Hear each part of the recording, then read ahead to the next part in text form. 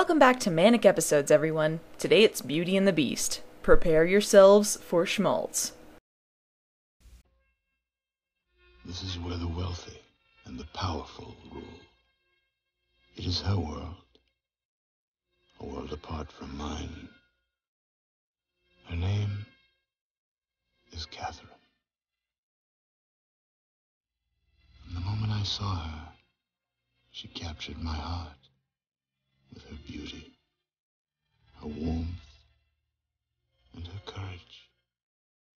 I knew then, as I know now, she would change my life forever.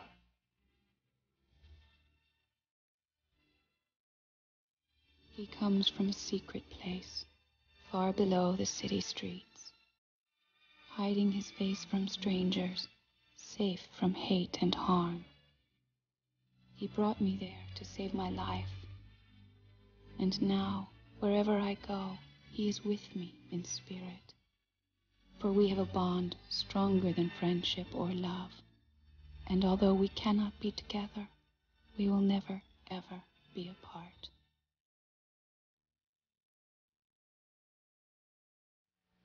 What a magical world. Okay, here's my honest opinion straight off, for those of you who are fans of the show. I don't hate this series. Actually, I quite liked a lot of it. But it has some serious flaws, and it feels like it's squandered a lot of its potential. So, on that note, let's take a look at this thing. For those of you who aren't familiar with it, Beauty and the Beast was a fantasy show from 1987 that puts a new spin on the old tale. The beauty of the story is Catherine Chandler, played by Linda Hamilton, who is a district attorney in New York. She's attacked one night by criminals, mistaking her for someone else, and they leave her for dead. She's rescued by Vincent, a cat man living in a wondrous underground society. The two of them fall in love, and the rest of the series follows them as they solve crimes, help sewer people with their problems, and read lots and lots of classic literature. Mostly the reading thing. Also, the Catman is Ron Perlman. Yes, that Ron Perlman. When Catherine and Vincent first meet, it's after Catherine has been attacked and her face was slashed up. Vincent helps her to recover, and in the process, they form a bond that is stronger than friendship or love.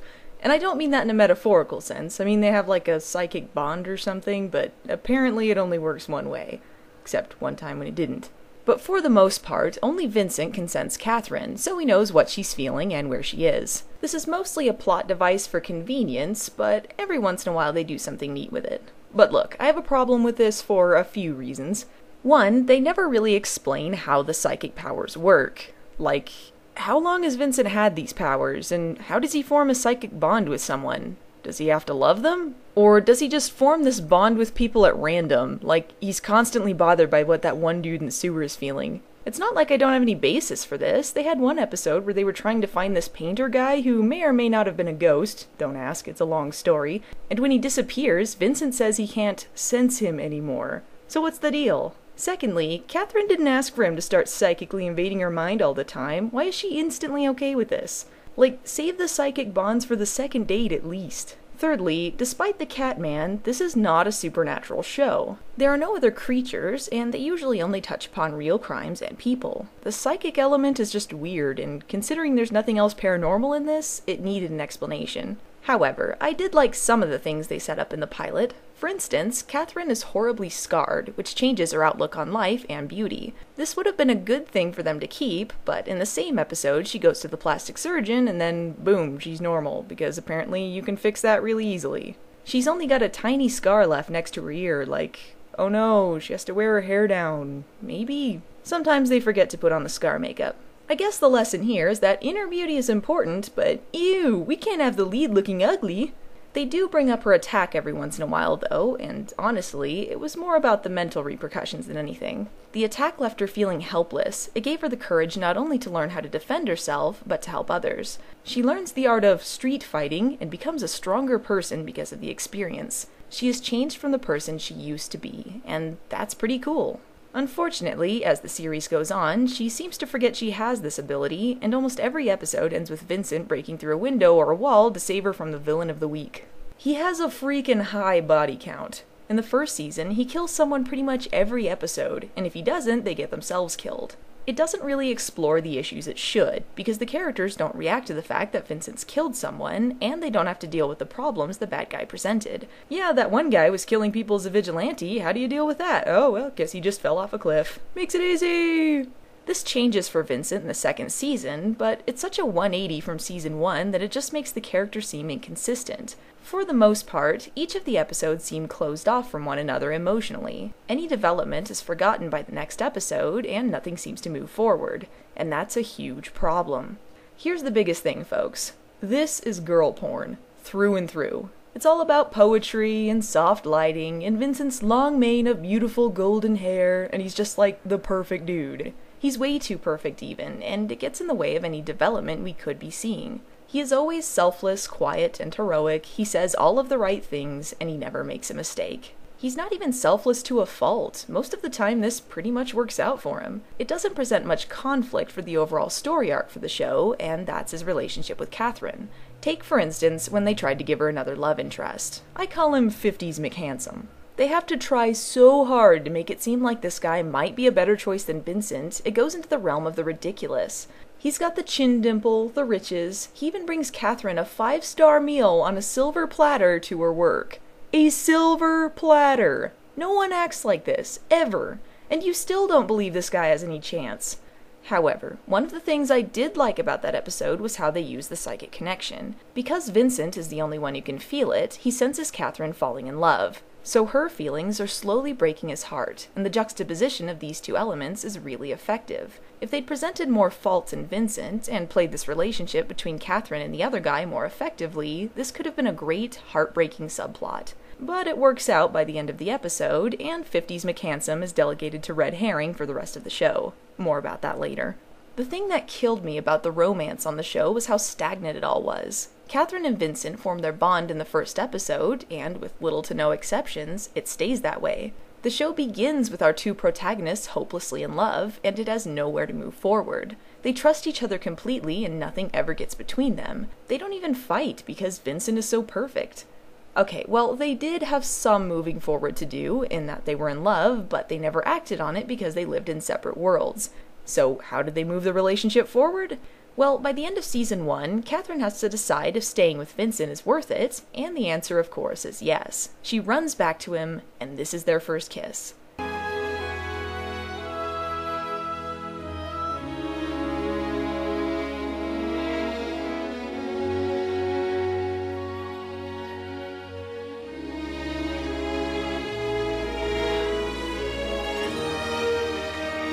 What the hell was that? Silhouette hug kiss? I don't even know if that really was a kiss. They never say. And they kiss maybe once or twice after this on the cheek. They barely even hold hands. They spend a whole season almost kissing and then hugging last second. Seriously, they end like every episode with this. And then what the hell is that? I wouldn't mind if they left it ambiguous if that's how they kept it, but they don't. They're like, yep, we're in love now, but we can't kiss 'cause that's icky. The biggest fault with having Vincent be so perfect is that it goes against the pitch for the show. Yes, Vincent is beautiful on the inside, but his separation from the real world doesn't seem to affect him much emotionally. He's pretty much resigned to it, and he's got this awesome sewer community to live in with people who love and accept him. When they do bring up his separation, and it doesn't happen often, they come up with some of the best stories. For instance, they have an episode set on Halloween, and Catherine and Vincent realize they can have one perfect night together, so they do. But when morning comes and someone makes a comment, the whole thing comes crashing down. If we'd seen more of that, I would have liked the show a lot better. It's very hard to read Vincent as a character. It always seems like you're barely scratching at the surface. And there's nothing wrong with mystery, but you do need to see something, otherwise the audience loses the connection with that character. As for Catherine, she's not without her own flaws. It seems at the beginning that they were trying to present her as a tough, independent woman, but almost every episode ended with her getting rescued by Vincent. They reused the shot of him blue-screened onto a subway a lot. It just happened way too often and made her a damsel in distress, when they initially presented her as someone who learned how to fight and became a stronger person because of her tragedy. However, as a shamelessly romantic show, I suppose her softness does work. She's not necessarily a helpless girly girl. And I did like that they played on gender roles a bit here, with Catherine fighting crime and working as a DA, and Vincent being poetic and in more of a caregiver role. Though Catherine's job is a little confusing, she does the paperwork, investigating, interrogating, and prosecution. I don't think one person does all of those jobs. Far and away, her best episode has to be when her father dies, and she is torn trying to decide if she should live underground with Vincent or face her problems in the real world. It's a beautifully done episode, and it explores themes of loss, helplessness, and recovery. It's probably the best episode of the series. There are some other recurring characters here, so here's the overview of those folks. Catherine has a boss, Joe Maxwell, who stays on throughout the whole series. I liked him a lot, though again there's some unused potential here. What I did like about him was that they hinted that he may have feelings for Catherine, which aren't reciprocated, but he never acts petty or selfish about it. He always treats her like a close friend, and you can tell he cares deeply about her, more than in just a working relationship. Unfortunately, he's fairly underused, and his feelings for her aren't brought up very much, which seems like it would have been a good element to add more drama to the show. It also would have been nice to have someone else on the surface as a recurring character who knew about Vincent. Other than Joe, most of the recurring characters are in the underground society, including familiar faces like Roy Dotrice, Armin Shimmerman, and James Avery. The backstory here is that Jacob Wells, known now simply as Father, was a normal guy who fell on some tough times during the war, so he went underground to create a safe haven for anyone who needed it. He later on found Vincent and raised him as his son. The Tunnel Society had some fun characters, particularly a boy named Mouse who had a raccoon and made inventions, but they suffer a bit from having a high turnover rate. You can't connect too much to these characters since a lot of them are in and out. Also, they're kind of assholes sometimes. Take, for instance, an episode where Vincent and Catherine want to go on vacation. Mind you, Vincent never leaves the tunnels for long, and this is basically a weekend getaway, something he's never had in his life. But all of the tunnel people are like, "Well, you can't leave, what if something happens and we need you?" And they guilt him into staying. And not only that, he has a weird It's a Wonderful Life dream about if he wasn't there, and everyone was so helpless they went crazy or died. This isn't even something real, this is just a dream in Vincent's head. There's no way that speaks for anything that might have actually happened. And then Vincent goes, "Catherine, we can't go, it was but a dream." And they don't. That's right, they screw him out of his vacation. It's not like he doesn't leave every once in a while anyway. Worse yet, they're all telling him to take a vacation later on. Come on! Speaking of the tunnel people, this brings me to Season 2. Beauty and the Beast is almost 3 different shows, as each season is slightly different than the other. And as much as I want to complain about Season 1 being formulaic and some of the other issues I just talked about, it's way better than Season 2. Holy crap, what a snorefest. The first season was more action-oriented and focused almost exclusively on the outside world, which made me wish they explored Vincent and his people a little more.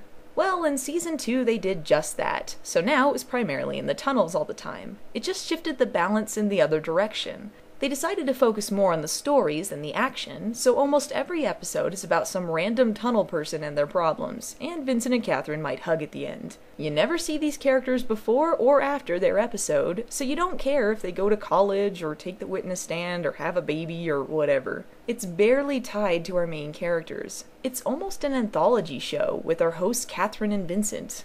Oh my gosh, is it boring. I was crying, I was so bored, praying for something to happen. Oh, sweet merciful Lord, please give us a real plotline. Well, the ratings tanked. Imagine that. So the show started to pick up the pace again and ditch the stupid tunnel people plots, which I was grateful for. One thing I can say is that focusing on the characters rather than the action was a good idea, but they just didn't execute it very well. I mentioned it earlier in the review, but they do have Vincent feel guilty about killing people in this season. In fact, he tries desperately not to, because he doesn't want to be the beast he looks like or have Catherine see him that way. But they don't have any lead up to this, and throughout all of the previous season, Vincent was killing people left and right in front of Catherine. Hell, he was doing that since the pilot. It would have been nice if they'd had a slow build up to this, but it did add some more depth to the character nonetheless. In fact, there's a great bit with Father where he questions his own humanity. If I asked you, would you tell me the truth, Father? Of course. Am I a man?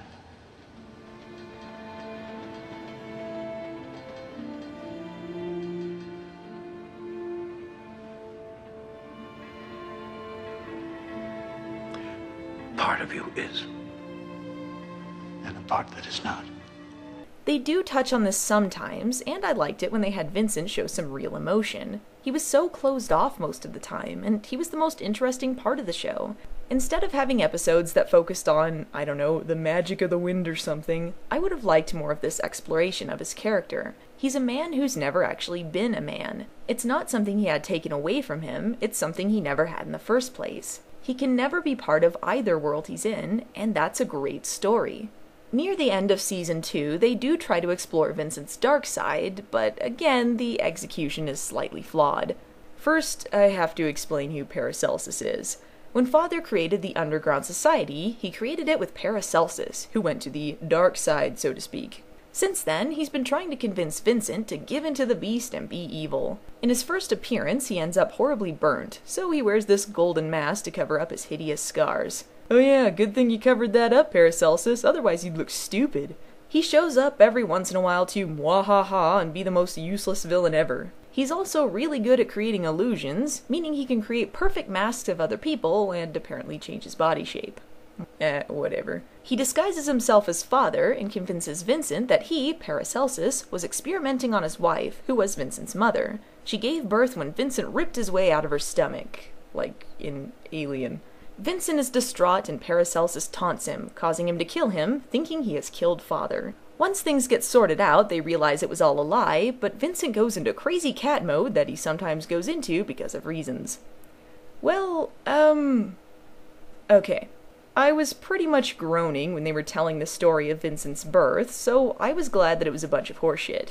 I like that they never explain why Vincent is the way he is. He has no answers and no solution. And Vincent being distraught over seemingly killing his father is understandable. He feels like he's lost someone close to him and his humanity. But the crazy cat mode, I don't understand it. They say that he suffered like this before when he was younger, where he became sick, crazy, and irrational. Like it's a disease or a symptom of being a cat person. But what triggers it? Just guilt? Why? Is that a thing lions do? No one can reach him, not even Catherine, and then this happens. The first time I loved forever was when you whispered my name, and I knew at once you loved me. Holy shit. They have a music video to their own theme song. Not once, but twice in this show. I'm gonna vomit.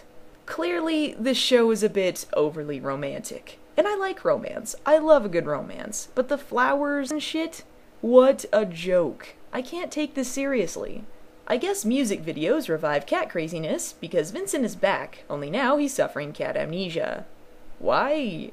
I don't know. It's not even really amnesia, he just sort of... I can't explain it. He's just kinda cool with everything. No real emotion, he's got amnesia.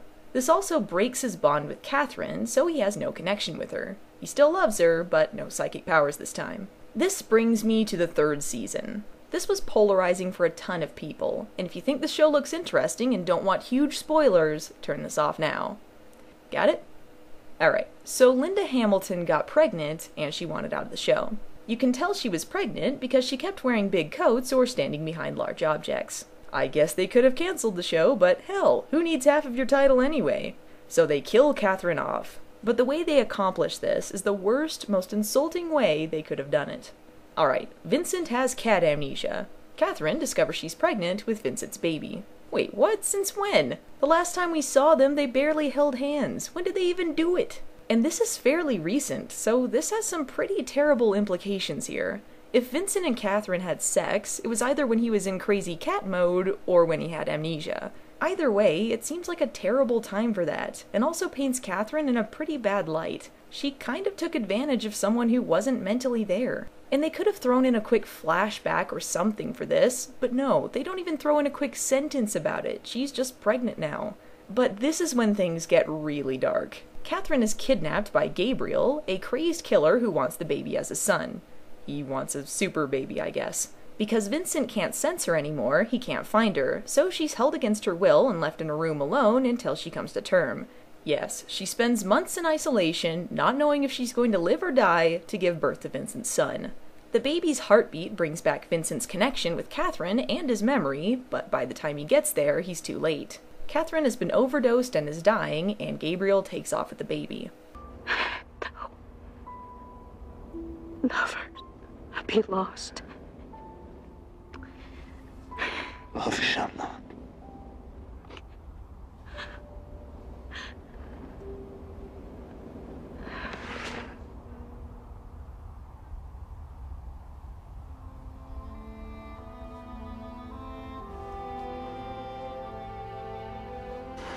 And death shall have no dominion.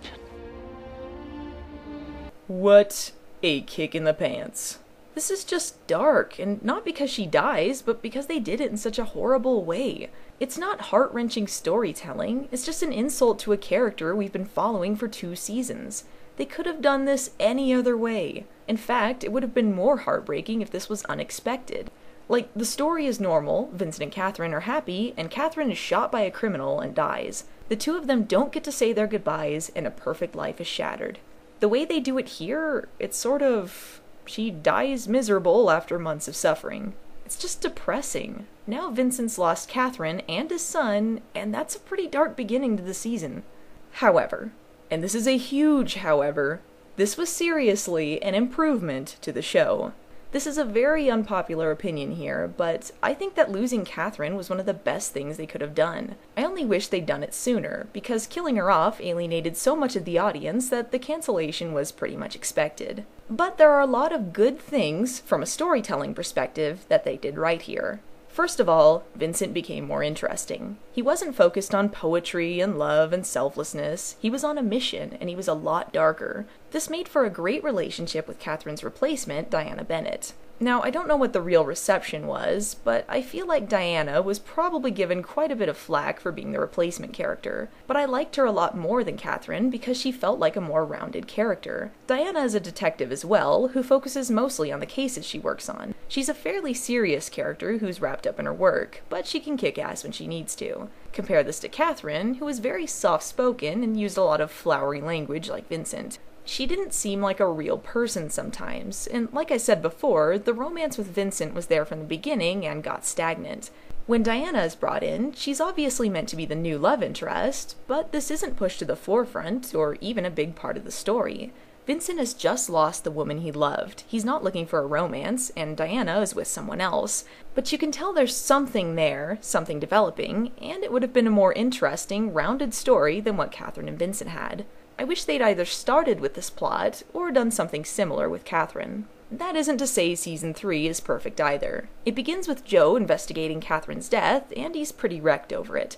He goes to Diana for help, and I thought this meant Joe was going to have a larger part in Season 3. But he doesn't.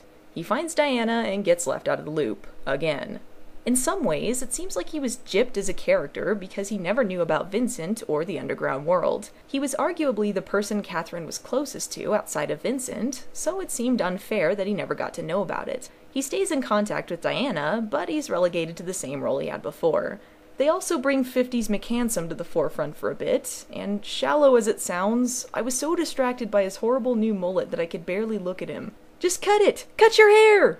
But okay, this was a step forward for 50s McHandsome, but not necessarily for the series. Basically, once Catherine dumped him, he would show up every once in a while, and every episode he was in, they'd think he was the villain, but he wasn't. How many times did they have to prove that this guy wasn't a bad dude? He helped save Vincent's life, even. And it's just bad writing. You can't keep setting up the same character as the red herring every time. Anyway, Catherine helps him at the end of Season 2 in a pretty decent episode that helps build his character up more, so once she dies, he tries desperately to find her killer. He ends up meeting Vincent and dying to save his life, so... bye, 50s McHandsome. I guess you were there. Vincent does eventually find his son, and there's this big build-up to see what the kid will look like, and... he's just a normal kid. And I liked that. They also had Vincent spare Gabriel's life, but Diana, knowing who he is and what he'll do, ends up killing him herself. It was a pretty badass moment, and something Catherine never would have done. The show was a lot darker, but goodness, it needed it. The series was hopelessly romantic, to the point of ridiculousness. You can't have well-written characters without having any form of conflict between them, and it's really hard to do that when everyone is so perfect all the time. Vincent needed a dark side, and killing off Catherine did just that. And Diana had more to prove than Catherine. She had flaws, she wasn't always looking for help, and she had room to grow as a character. It's just unfortunate how the changes came about on the show, because I understand that it alienated the core audience, and everything came about too late. So there it is. In the beginning, the show was formulaic, but had some good dramatic moments, and Linda Hamilton did a good job with what she was given. The second season was a chore and fell apart near the end, but I genuinely enjoyed what season 3 was turning into. By watching the show, I gained a new respect for Ron Perlman as an actor as well. I'd mostly seen him in action movies, but here he shows real range as an actor. He's able to do the Shakespearean dialogue and become a wild animal, and this is all through heavy prosthetics. There were a lot of subtle moments where he didn't say anything, but you understood exactly what he was conveying. The effects work was fantastic, and the sets for the tunnels were really cool. Other than reusing the theme song all the damn time in season 1, the music was really good too. The show deserved all the awards it got. Jo Anderson did a great job as Diana, and created an awesome character with what little time she had. Overall, the show had some great concepts and managed to create an interesting fantasy juxtaposed with the real world. It was about 50-50 for me as far as when it worked and when it didn't. As much as I complained about it here, it was really well done, had some great talent behind it, and accomplished more than most shows of the genre have. It's worth checking out if not just for curiosity's sake. Just stay away from the music videos. The first time I loved forever was when you